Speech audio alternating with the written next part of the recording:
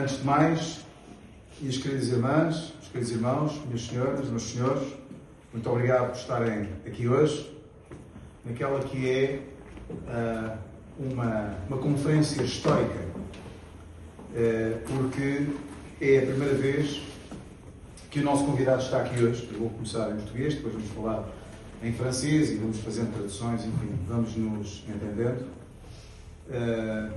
O nosso convidado, Jean-Marc Vivenza, foi convidado várias vezes, até por universidades portuguesas, para poder fazer uma conferência.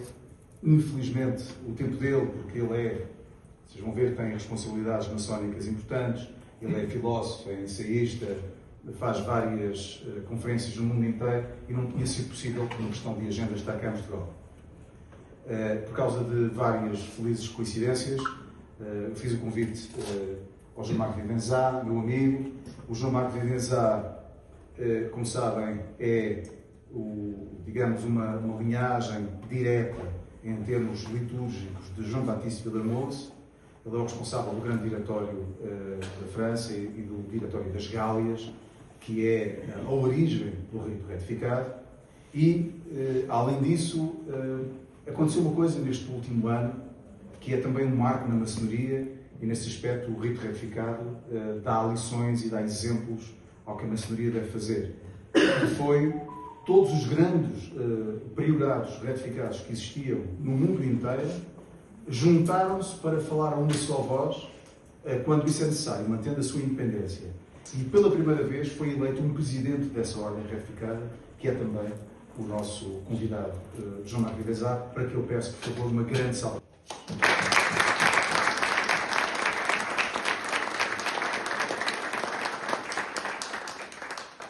Para me acompanhar hoje nesta conferência histórica, tenho também o nosso Passo Grão-Mestre, um jornalista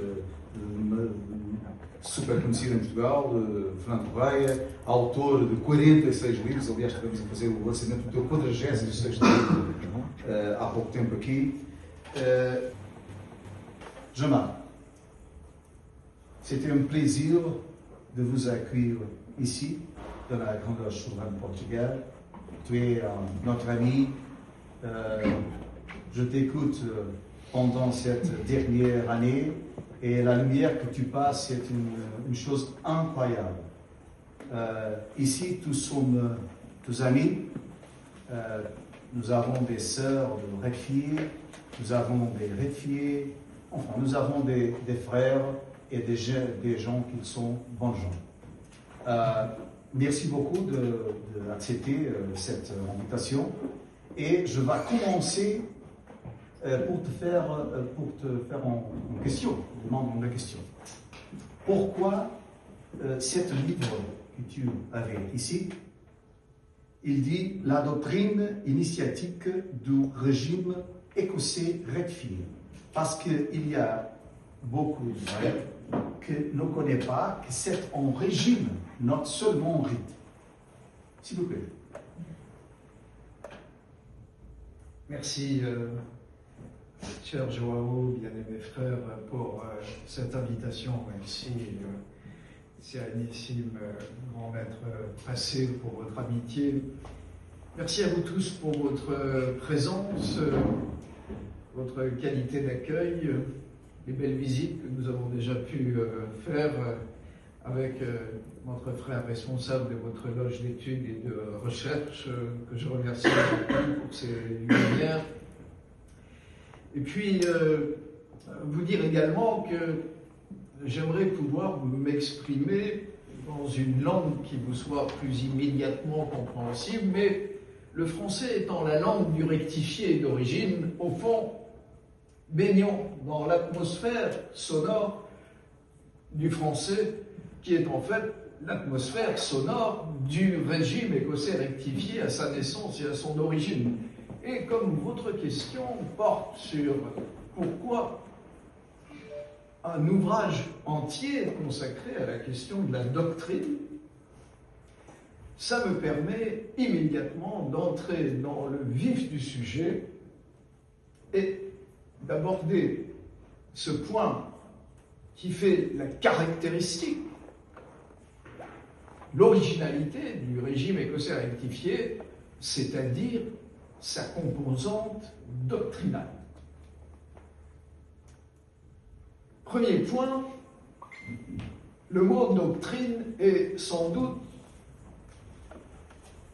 celui qui est le plus craint et qui suscite souvent une grande défiance chez les maçons qui sont attentifs à la capacité de l'intelligence humaine à s'approcher plus ou moins près, en tout cas à s'approcher des hauts domaines de la vérité avec une sorte de liberté qui est, elle, le propre de la démarche maçonnique qui permet de traverser les différentes régions à la fois matérielles et intellectuelles pour accéder à la contemplation du soleil éternel. Il nous faut, pour répondre à ce premier point, reprendre rapidement, l'histoire doit être à peu près connue, mais il est bon de contextualiser ce qui explique la naissance du régime écossais rectifié. Nous sommes en France au XVIIIe siècle, et à ce moment-là, la franc-maçonnerie ouvre des loges de partout sur le territoire français, et Lyon, comme Paris, comme Bordeaux, Chambéry, Marseille, eh bien, voit fleurir des ateliers où l'on travaille à différents systèmes, et à Lyon, on travaille en particulier sur des chapitres de Souverain Prince Rose-Croix, de sensibilité hermétique, et d'ailleurs le chapitre dans lequel se trouve Jean-Baptiste Villermoz, que l'on va retrouver à de nombreux endroits de cette communication, rentre fort jeune, il a 20 ans, il est né en 1730, donc nous sommes en 1750, à 20 ans dans un atelier comme apprenti, et en 2 ans, ce qui montre certaines qualités et dispositions, il devient vénérable maître de son atelier. Jean-Baptiste Villermoz travaille avec son frère et d'autres frères de Lyon sur les grades hermétistes, a le sentiment que se trouvent à l'intérieur de la franc-maçonnerie des secrets et mystères précieux, oubliés par l'humanité, mais il n'arrive pas vraiment à les saisir. Il reste, comme on dit en français, un peu sur sa faim.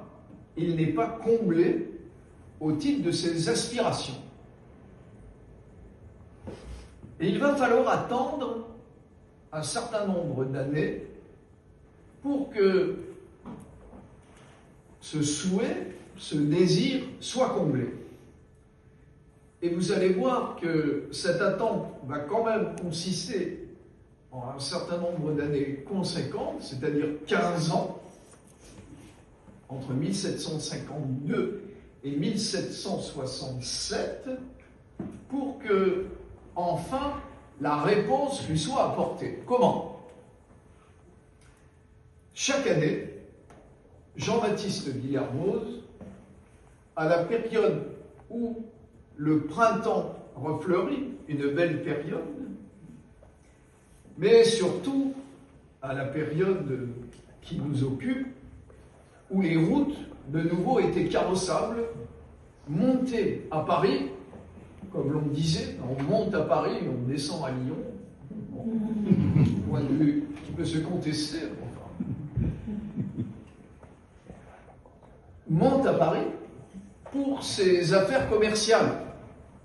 Il est marchand à Lyon, en drap et en soierie, matières précieuses, et il va pour ses négoces à Paris.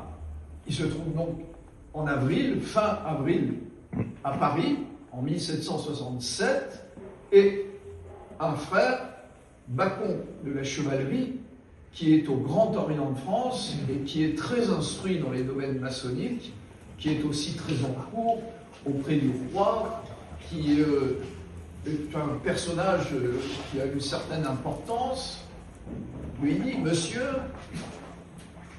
on vient d'annoncer que s'ouvre à Versailles, pas besoin de présenter, le lieu où il y a le fameux château du roi, un temps qui vient d'ouvrir ses travaux sous le nom d'Ordre des Chevaliers Maçons et du Cohen de l'Univers.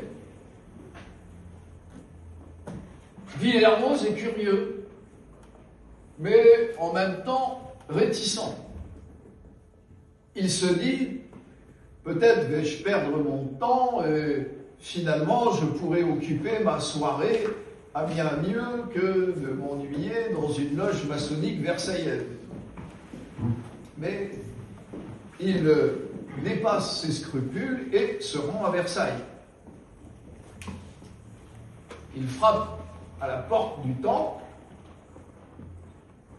pour se faire recevoir dans cet ordre qui vient d'apparaître.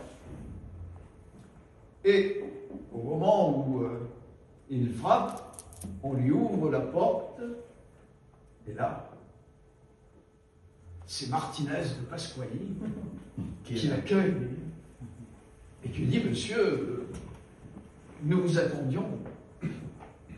La cérémonie va pouvoir se dérouler. La cérémonie va surprendre Villermoz de manière tout à fait incroyable. Il y a des flammes gigantesques, des bruits, des sons. On l'enveloppe de tissu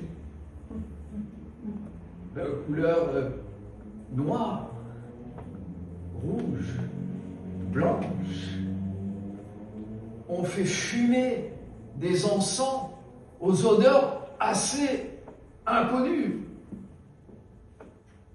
qui ont d'ailleurs, pour certains, des actions sur la modification des états de conscience.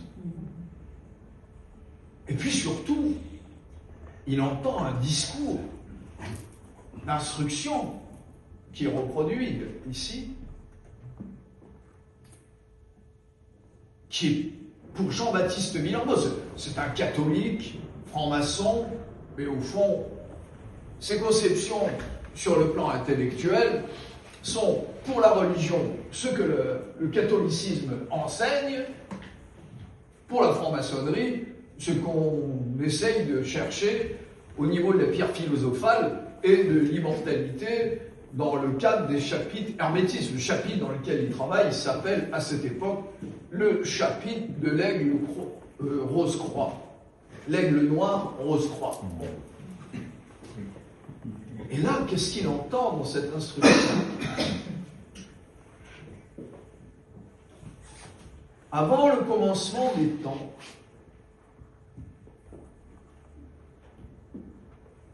l'Éternel, grand architecte de l'univers, a émané des esprits qui, lassés de leur contemplation divine, se sont révoltés contre l'Éternel et ont conduit l'Éternel à décider de la création du monde matériel, de l'univers physique, pour y enfermer les anges révoltés. Les anges révoltés, c'est les démons. Et les enfermer dans des corps de matière. Depuis, la création matérielle vit sous la domination de l'esprit démoniaque. Premier élément tout à fait renversant et bouleversant. Ce n'est pas la doctrine de l'Église, assurément. On reviendra dans un instant sur ce que dit l'Église sur ce sujet. Et vous allez voir qu'il y a une distance, pour ne pas dire un abîme, un écart entre les propositions. Et puis, l'instruction se poursuit. L'Éternel, voyant cette situation, mais ne pouvant s'en satisfaire, a voulu réconcilier ces anges révoltés en déléguant un esprit émané, lui aussi, de puissance quaternaire. Il faut expliquer que les esprits émanés, selon Martinez de Pasquali, le sont selon 4 classes bien distinctes. Les esprits d'énergie supérieurs, les esprits huiténaires majeurs, les esprits septénaires inférieurs et les esprits ternaires. Et là, l'Éternel émane une 5e classe d'esprit, qui est la classe d'Adam, qui va porter le nombre 4, quaternaire, au niveau de la valeur de l'être, c'est le 4.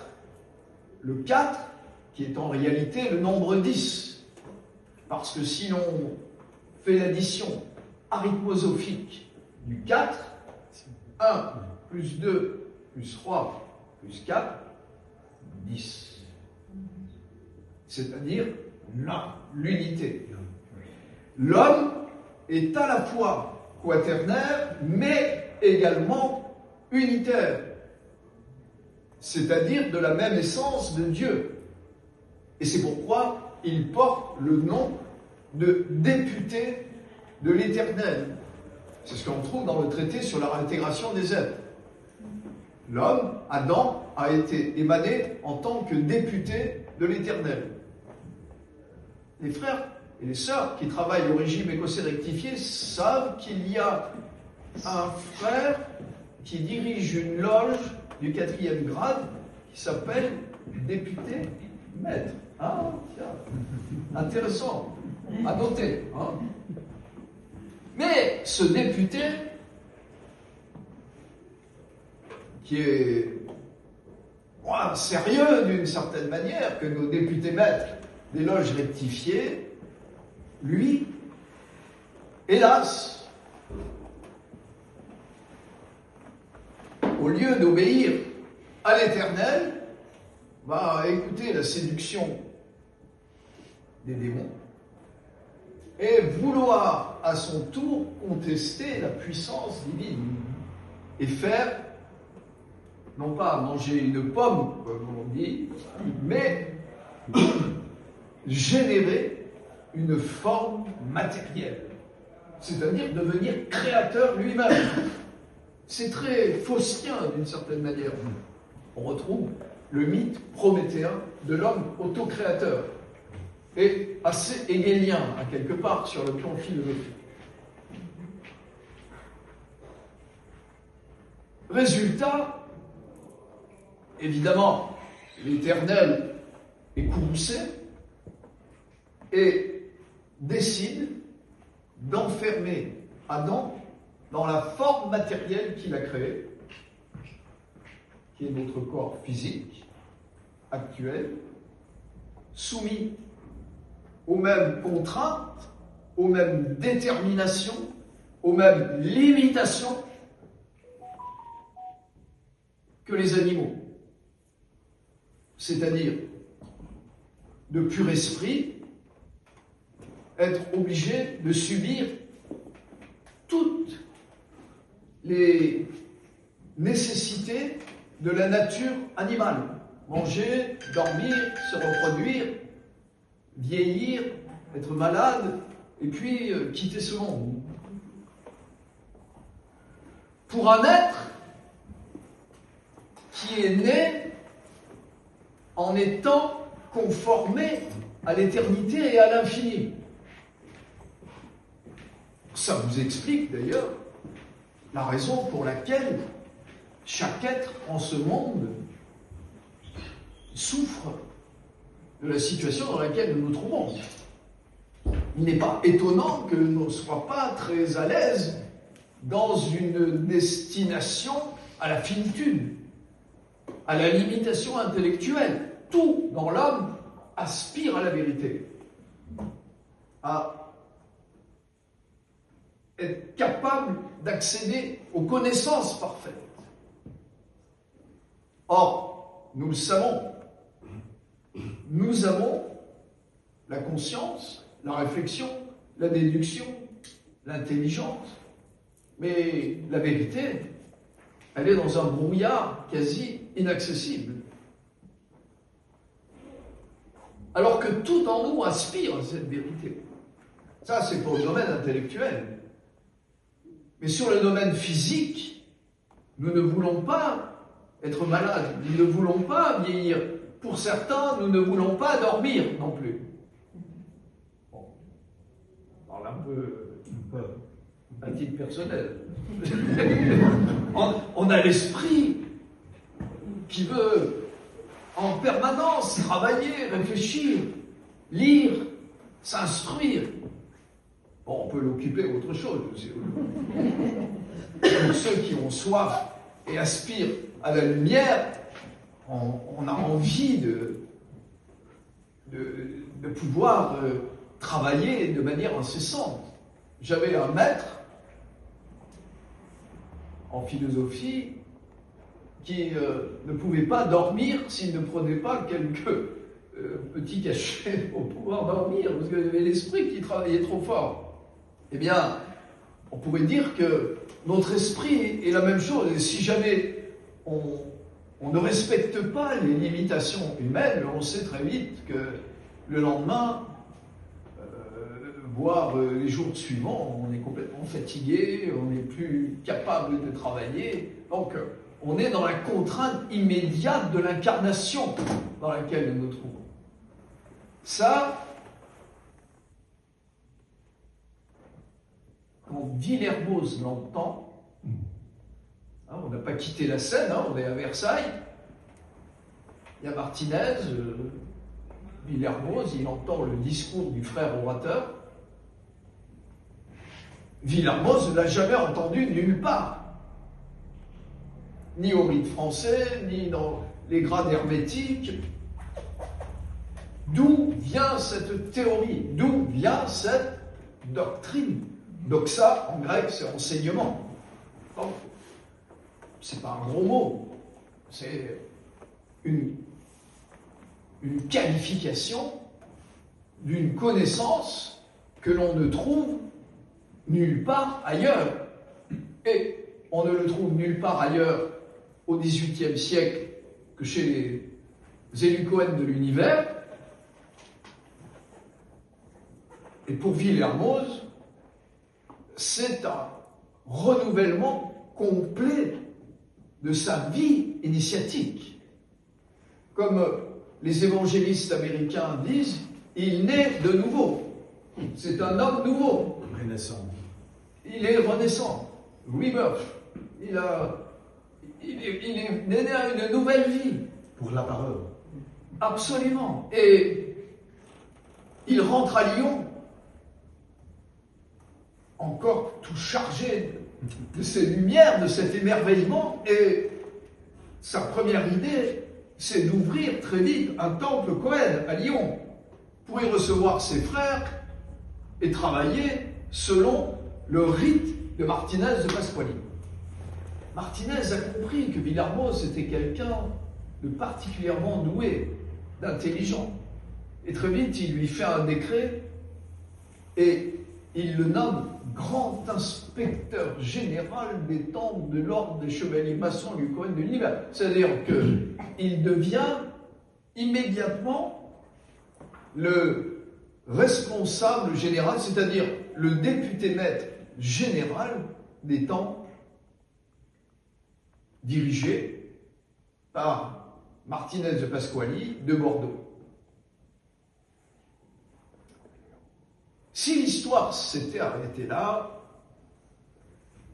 nous serions sans doute élus Cohen, nous pratiquerions les cérémonies de théurgie opérative proposées par l'ordre, et finalement, on ne parlerait pas de régime écossais rectifié. Mais il s'est passé quelque chose. Alors, je suis obligé de faire très bref pour tenir le thème de la conférence, mais là, il y aurait vraiment de quoi exposer la relation entre Martinez et Villermoz, le temps qui va séparer la réception, 1767, si on avait un tableau, on écrirait les dates, et le départ de Martinez de Pasquali de France, 1772. Ça ne fait pas beaucoup. 5 ans. En 5 ans, Villermoz va être dépositaire de tout le savoir, tout l'enseignement, toutes les connaissances, toutes les instructions de l'ordre des chevaliers maçons et Lucquoën de l'univers. Il est reçu Réau-Croix en 2 fois et accède au sommet de la hiérarchie de l'ordre des chevaliers maçons et Lucquoën de l'univers qui compte 10 grades. Ce n'est pas un hasard.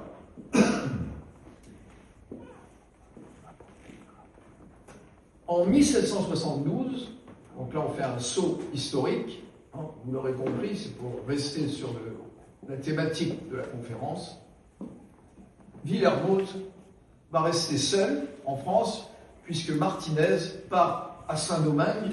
Saint-Domingue, c'est Haïti, hein, on appelait Saint-Domingue à l'époque des possessions territoriales de la France, de l'Empire français, qui n'a plus de colonies aujourd'hui. Mais pour quérir un héritage, en fait, il fuit certaines affaires un peu délicates, qui le mettent en délicatesse avec certains commerçants, et puis surtout le curé de sa paroisse, qui commence à être un peu distant et craintif sur les activités de Martinez. 1772, Martinez prend le bateau et laisse son secrétaire seul avec son épouse à Bordeaux et son fils Jean Anselme. Le secrétaire de Martinez de Pasquali, qui l'a aidé à rédiger son texte fondateur, c'est-à-dire le traité sur la réintégration des êtres, pour le titre complet, dans leur première propriété, vertu, puissance spirituelle divine primitive, et seul, il donne des nouvelles à Villermoz. Et Villermoz lui dit, monsieur, ne restez pas seul à Bordeaux, venez sur Lyon. Chose est faite, décision est prise, le secrétaire de Martinez de Pasquali arrive à Lyon et va loger chez Villermoz, dans la maison de Villermoz. Et il va y écrire un premier texte qui va être de nature absolument bouleversante. Des erreurs et de la vérité, ou les hommes ramenés au principe de la vérité. Vous l'avez compris, ce secrétaire s'appelle Louis-Claude de Saint-Martin. Et là, entre Villermoz, Saint-Martin et les frères qui sont autour d'eux, va s'ouvrir un séminaire qui s'appelle les Leçons de Lyon aux élus Cohen, qui va durer 2 ans, de 1774, exactement de janvier 1774 à juin 1777. Entre-temps, l'ordre des élus Cohen ne fonctionne plus bien et Villermoz décide de se tourner vers l'Allemagne, plus exactement vers Strasbourg. Pourquoi faire? Afin de se faire recevoir dans les grades templiers de la stricte observance. qui est une structure néo-templière dont le but est de réveiller, de rétablir l'ordre du temple. Projet qui peut être intéressant, mais qui est vide de tout élément doctrinal.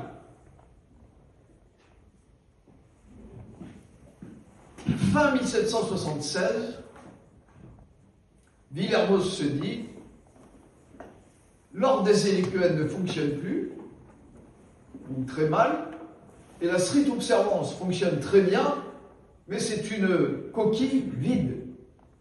C'est-à-dire la forme. Il n'y a pas rien de... L'apparence est tout à fait correcte, mais à l'intérieur, ça manque de substance.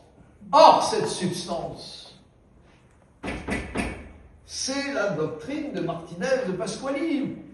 Villermoz sait qu'elle se trouve dans ce que Martinez a enseigné à ses disciples.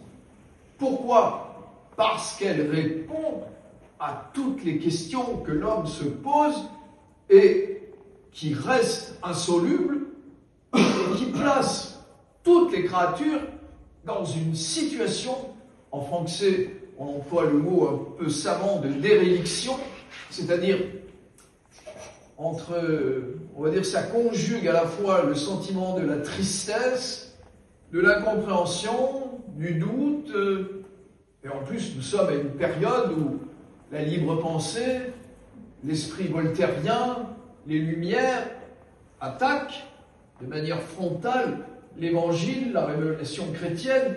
On est à quelques années de la Révolution française. Le libre esprit est très fort en France et en Europe du Nord. Les bases de la religion chancellent. Et Villermoz se dit, nous avons la réponse. La réponse que l'Église n'est pas en mesure de fournir.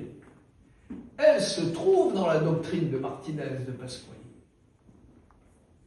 Pourquoi? Tout simplement parce que s'il n'y a pas de faute originelle, de trahison d'Adam, de rupture du pacte de confiance entre la créature et le Créateur, alors la situation dans laquelle se trouve l'homme actuellement et la présence massive du mal dans l'univers est inacceptable. Et alors, c'est les athées qui ont raison. C'est les matérialistes qui ont raison. Parce que le mal est inacceptable.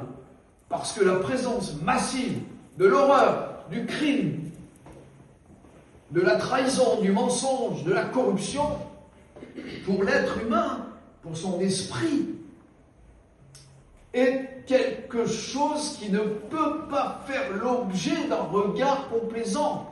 Tout en nous, même le pire assassin, le pire criminel, le plus corrompu, sait qu'au fond il est corrompu. Il sait qu'il y a quelque chose de dévié, de faux, de menteur, qui ne répond pas aux aspirations qu'il a au fond de lui-même. C'est d'ailleurs tout le travail de la franc-maçonnerie universelle, c'est de révéler les hommes à leur vraie nature et de les dégager, comme on dit chez nous, travailler la pierre brute pour en faire une pierre cubique, c'est-à-dire que l'on sait qu'il se trouve à l'intérieur de l'homme une lumière incréée magnifique, de clarté, de blancheur, de splendeur, de pureté, qu'il faut dégager de la gangue, sortir du terreau enfoui dans la matière. Or, Villermoz se dit, mais la solution, elle est simple. Utilisons un système qui fonctionne très bien. Les mauvaises langues disent, il a pensé à la stricte observance, mais comme il était marchand de draps et de soieries, et comme dans tous les rituels, il faut des kilomètres de tissus blancs, rouges, des croix de partout, ça lui permettait d'écouler ses stocks de tissus. Non, ce n'est pas ça la réponse. La réponse, c'est que la stricte observance offre un cadre structurel suffisamment dépouillé, pas au niveau des formes, mais au niveau du contenu, pour pouvoir y loger et introduire la doctrine de Martinez. À la question « Qu'est-ce que le régime écossais rectifié et pourquoi y a-t-il une doctrine ?» Eh bien, la voilà la réponse. Et alors, la stricte observance fonctionne avec les provinces templières. Il y a les provinces allemandes, il y a la province d'Italie, il y a les provinces espagnoles, il y a les 3 provinces françaises. Villermoz décide de réunir, en tant que chancelier de la province d'Auvergne, c'est-à-dire de la 2e province, de réunir les 3 provinces françaises, pas toutes les provinces, 3 provinces. La 2e province d'Auvergne, la 3e province d'Occitanie, la 5e province de Bourgogne. On réunit ces provinces à Lyon avec des délégués, et là, que se passe-t-il? Villermoz réussit cet acte absolument incroyable, la réforme dite de Lyon de la stricte observance, ou rectification qui s'appelle régime écossais rectifié. Pourquoi régime et pourquoi pas rite? Le rite, c'est ce qui permet l'accomplissement des cérémonies propres à l'ordre. 1er, 2e, 3e, 4e, 5e et 6e grade. Apprenti, compagnon, maître écossais de Saint-André, écuyer novice, chevalier bienfaisant de la Cité Sainte. Le nom est trouvé d'ailleurs à Lyon au moment du convent des Gaules. Mais régime, parce que au XVIIIe siècle, on va constituer 2 grades secrets qu'on appelle professe et grand professe, dont le but est de conserver quoi donc? La doctrine de la réintégration des êtres dans leur première propriété, vertu, puissance spirituelle, divine, primitive. Et Villermoz va réécrire tous les rituels de la stricte observance pour y loger les batteries, les couleurs, les noms, les indications visuelles et surtout les instructions à tous les grades qui, de manière pédagogique, vont distiller par petites touches, on dirait homéopathiques, la doctrine de la réintégration des êtres. Le Convent des Gaules adopte cette réforme et les 3 provinces françaises se mettent à travailler selon les bases, les instructions et la perspective confiée aux élus Cohen par Martinez de Pasquali et que Jean-Baptiste Villermoz transfère au régime écossais rectifié et fait donc du régime écossais rectifié l'ordre substitué aux élus Cohen pour incarner sa perspective sur le plan ésotérique, sur le plan initiatique, en utilisant les formes de la stricte observance, c'est-à-dire on met à part les opérations de théurgie. Théurgie, c'est-à-dire les invocations des esprits angéliques par le tracé de circonférence et l'éclairage d'un nombre de bougies, un rituel assez compliqué. Là, on rentre dans la pure et immédiate relation avec la doctrine ésotérique du régime écossais rectifié. Beaucoup diraient à cet instant de la conférence, bon, oui, c'est intéressant, mais qu'est-ce qui permet d'en être certain sur le plan de la nature du régime écossais rectifié? Eh bien, celles et ceux qui ont été reçus au régime écossais rectifié savent que on ne dit pas cabinet de réflexion chez nous, hein, on dit chambre de préparation. De la même manière, on ne dit pas initiation, on dit réception. évidemment. Pourquoi? Parce qu'on reprend les termes des élus Cohen. C'est pas parce qu'on veut faire un peu de la coquetterie française qu'on voudrait se distinguer, se particulariser. Non. C'est parce qu'on reprend les termes des élus Cohen. Il faut toujours avoir à l'esprit ce lien permanent. Quand on arrive au régime écossais rectifié, donc le candidat est placé en chambre de réception. La lumière est noire, on a une bougie, une Bible, une clochette, et puis arrive à un moment un frère ou une sœur avec un chapeau, les habits, l'épée. L'épée, pourquoi? Parce que les élus Cohen sont un grade d'élus et ils portent le poignard. Comme tous les grades d'élus. Le port de l'épée est donné dès le premier grade au régime écossais rectifié, en raison de l'essence du régime et de sa nature propre, issue de l'héritage qu'il a des élus Cohen. Bien sûr, parce qu'il y a un ordre de chevalerie plus haut, mais pas uniquement.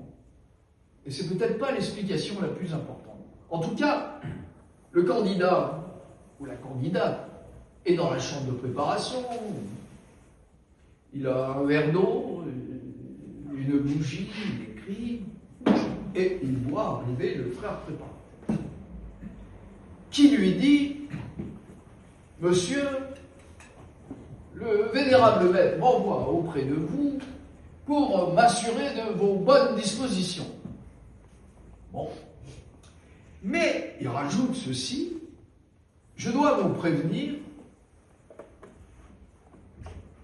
que l'ordre ne peut accueillir en son sein des individus qui auraient une doctrine opposée à celle que l'ordre regarde comme sa règle fondamentale.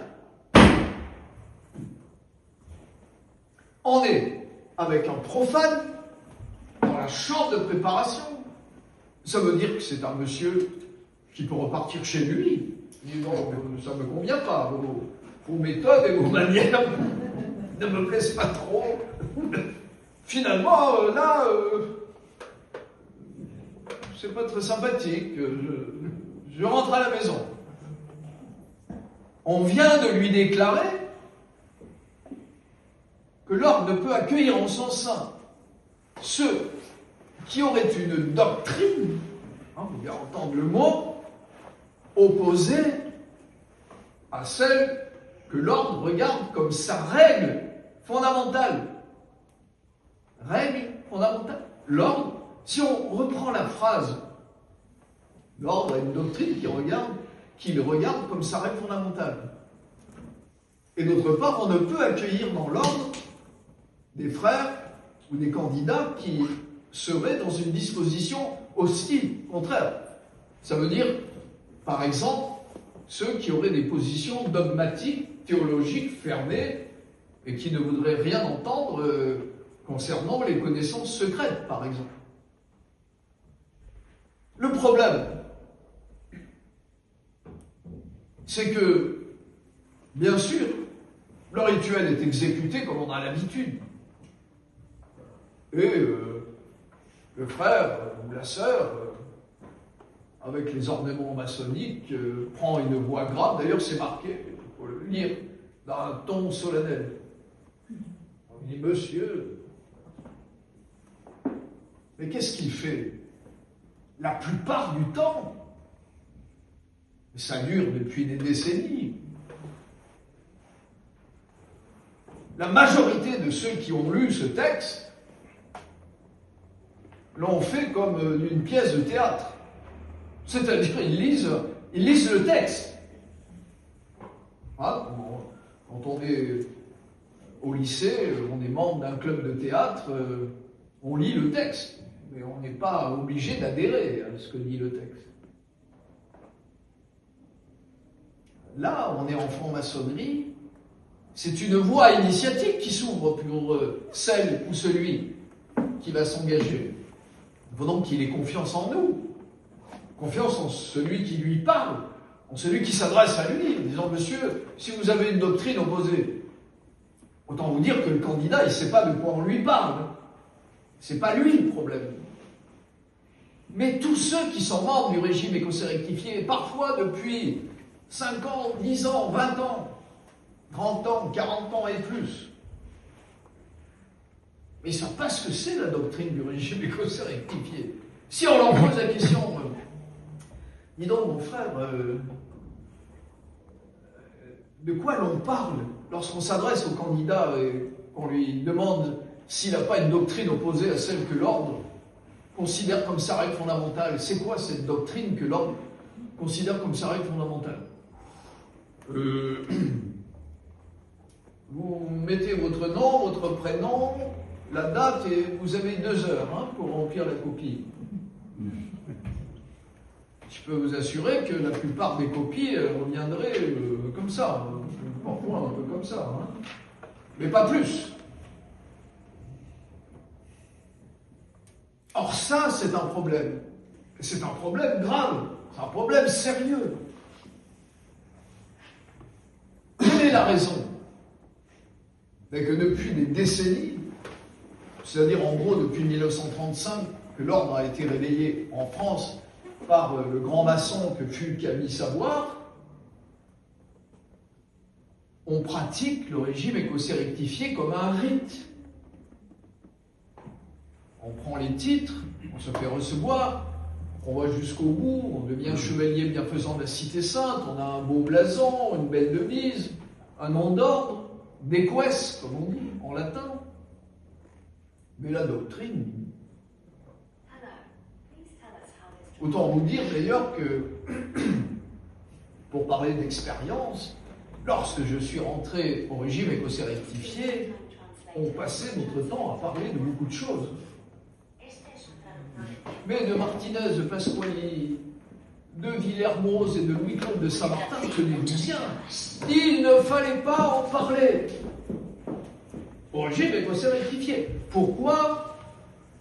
Pour ne pas troubler les jeunes apprentis, compagnons et maîtres. Pour ne pas troubler. Alors même qu'on vient de leur demander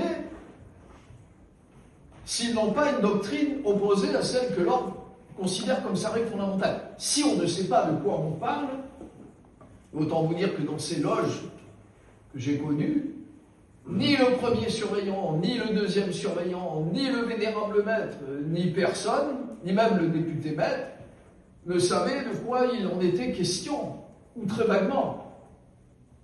Bon, c'est vrai que ça remonte à quelques décennies, mais il n'y avait pas Internet, on pouvait aller regarder quelques vidéos intéressantes sur la doctrine du régime écossais rectifié.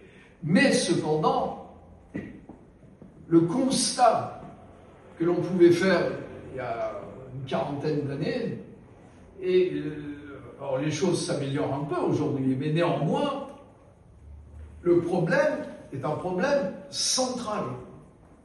Or, au-delà de la question de la forme de répétition, si l'on était un peu méchant, on dirait en perroquet.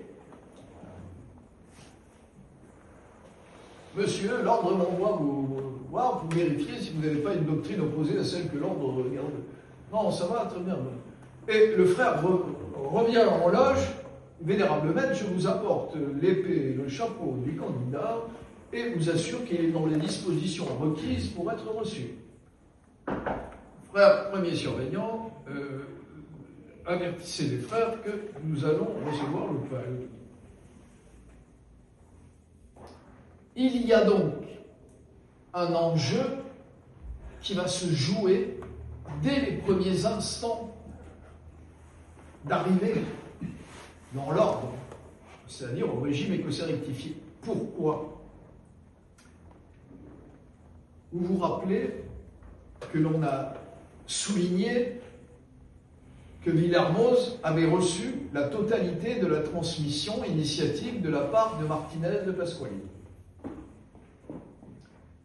Chaque sœur, chaque frère qui est reçu au régime écossais rectifié, si la transmission a été faite correctement et s'il n'y a pas eu de rupture à travers cette chaîne, au moment où le vénérable maître, sans trop dévoiler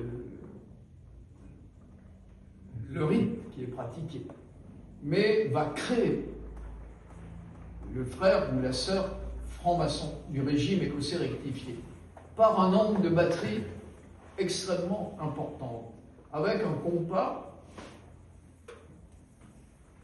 à ce moment-là qui frappe le vénérable maître, celui qui l'a reçu, celui qui l'a reçu, celui qui l'a reçu, Camille Savoie, Joseph de Maistre, Jean-Baptiste Villermoz, Martinez de Pasquali.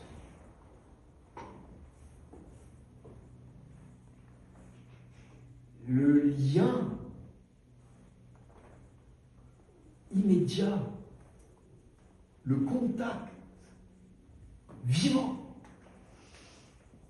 entre Martinez de Pasquali et chacun de ceux qui ont été reçus au régime écossais rectifié se fait au moment de la réception. C'est un lien fondateur, c'est un lien extraordinaire, parce que c'est le lien qui va rattacher l'âme de celui qui est au pied de l'autel à la perspective spirituelle fixée par Martinez de Pasquali aux élus Cohen. Quelle est cette perspective spirituelle? Eh bien, mes chers amis, là, c'est quelque chose de grave. C'est pour ça que je prends un ton un peu solennel. C'est que Martinez de Pasquali a souhaité faire de la franc-maçonnerie au XVIIIe siècle un ordre de prêtres, un ordre sacerdotal.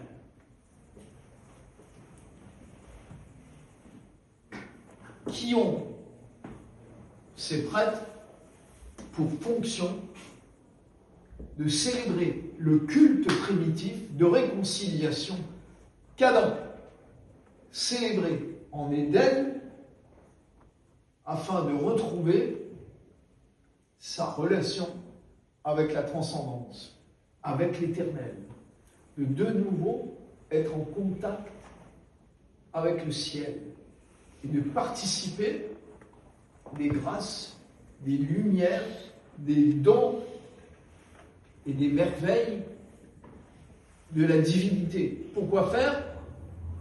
Pour que le divin, à son tour, prenne l'âme qui vient se mettre au pied du Créateur devant l'autel. Quel est cet autel d'ailleurs? C'est l'autel d'Abel, le juste. C'est l'autel de Noé. C'est le sacerdoce qui s'est transmis à travers tous les âges, renouvelé par Jésus-Christ, et puis qui, à travers les siècles, réapparaît au XVIIIe dans la personne de Martinez de Pasquali,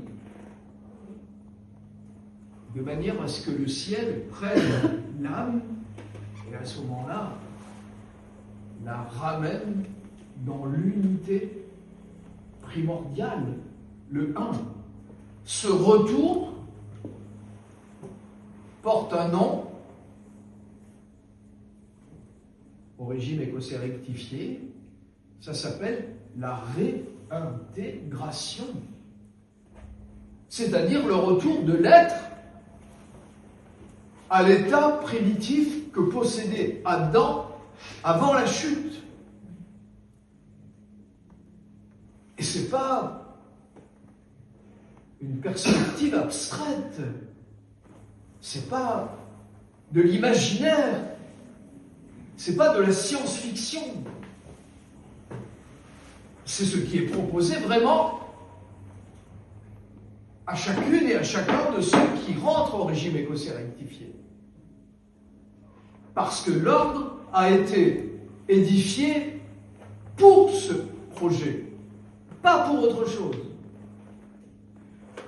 Pour que toute âme qui aspire à retrouver l'état primordial puisse réellement y atteindre. Comment? En devenant elle-même, cette âme, membre du haut et saint ordre, qui est en fait l'ordre des élus de l'Éternel à travers tous les siècles, qui a perduré à travers toute l'histoire, par Melchizedek, par Josué, par Enoch, par Élie, qui sont toute la chaîne jusqu'à nous, et dans laquelle on va s'inscrire. C'est d'ailleurs pourquoi, aux élus Cohen, les noms des frères devenaient des noms de patriarches, ou des noms d'anges, d'entités divines. Et là, l'instruction va nous apprendre que les batteries, les lumières, correspondent à des nombres spécifiques de quoi? D'entités angéliques, à chacun des grades. Alors je laisse chacun faire la réflexion, l'addition pour savoir quel nombre correspond à chaque grade. On retrouve les classes d'esprit, capables de ramener le frère, la sœur, à leur intégration espérée, originelle. La doctrine, qu'enseigne-t-elle? Elle enseigne les connaissances nécessaires à la mise en œuvre de ce processus initiatique, afin que la transformation souhaitée soit une transformation réelle, pas abstraite ou imaginaire, mais qu'il y ait effectivement, objectivement, une totale transmutation, une modification de l'état de l'être. Donc l'enjeu, il est gigantesque. Il est à la hauteur de ce que l'homme porte dans son essence profonde comme potentialité afin de l'amener à la plénitude des dispositions qui sont les siennes initialement et qu'hélas, il a perdu. C'est donc un chemin extraordinaire de retour vers cette unité primitive que propose le régime écossais rectifié, armé de sa doctrine, instruit de l'ensemble des lumières qu'il propose, tout ça pour le bien de chaque âme, pour le bien de chaque homme, afin que l'ensemble de la famille humaine, de toute origine, de toute condition, de toute tradition également, en dehors de la dogmatique, en dehors des cloisons de séparation, en dehors des frontières de limitation, se retrouve en une seule unité, en une seule humanité, en englobant également le règne animal, le règne végétal et le règne minéral, pour retourner à l'intérieur de la substance initiale, primordiale et première, qui est la justice, la vérité et l'être même de tout ce qui existe. Et c'est d'ailleurs les termes mêmes de la prière que l'on offre au grand architecte de l'univers au commencement des travaux: être éternel et infini, toi qui es la bonté, la justice et la vérité même, toi qui as nommé l'être à tout ce qui existe. Tout ce qui existe, pas tel ou tel homme, telle ou telle femme, tel ou tel animal, telle ou telle chaîne montagneuse. Tout ce qui existe. Toi qui as donné l'être, permet que nous puissions y retourner, vivre dans ta lumière et participer de cette immortalité initiale que tu nous avais notée et qui est une nature primitive à laquelle nous aspirons légitimement, afin que pour les siècles des siècles, la lumière sans déclin ne cesse de luire sur le monde et au-delà de tous les mondes. Merci.